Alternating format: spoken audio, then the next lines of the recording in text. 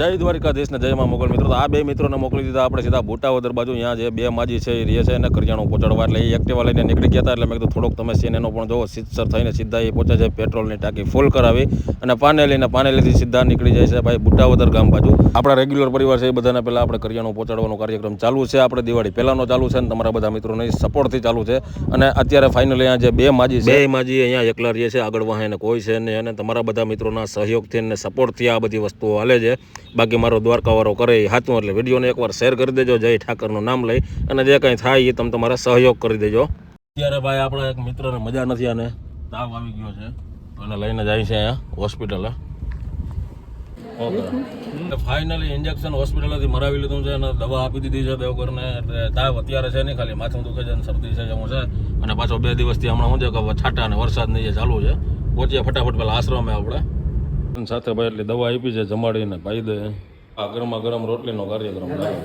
પપ્પા એક અહીંયા હોતો જાય શાંતિથી ટીવી ખાટલે હોતો હતો. વાહ, હું જ્યાં ભગત આ પાણી ઢોર્યું કે શું કર્યું હે? તો બા મૂકી દો ને, એનું શું કામ છે? આ સુભાષગીરી સામે હોતા ભાઈ, તમે એનો રૂમ જોઈ લ્યો ભાઈ. એક જ દિવસની અંદર આપણે એમ કહીએ કે 6 થી 7 જોડી બીડીની પી જાય, અને એ એક ખટ મારીને ઠૂઠિયા એમાં નાખે રૂમમાં. કાયમ એવડા ઠૂઠિયા કાઢીએ ને કે વાત ના પૂછો.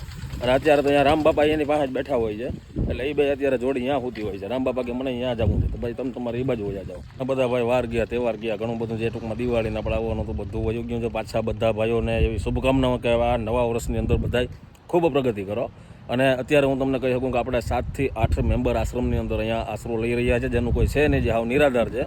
એની દવા તે XYZ બધી તમામ પ્રકારની આપણાથી થતી આપણે મહેનત કરીએ છીએ તમારા બધા ભાઈઓના સપોર્ટથી. અને 100 આસપાસના જે આપણા પરિવાર છે ભાઈ, તો એ બધા લોકોને કરિયાણું પહોંચે છે ડેલી. જ્યારે પણ જે ફોન આવે કે ભાઈ કરિયાણું ખાલી થઈ ગયું છે, એટલે અહીંયા આપણે 1 થી 2 દિવસની અંદર પહોંચી જાય છે. એટલે આ બધી વસ્તુ તમારા બધા મિત્રોની મદદથી હાલે છે. અને વિડીયોને બનતો શેર કરજો, જેથી કરીને કોઈ બીજા મિત્રો છે એ સહયોગ કરી શકે ભાઈ.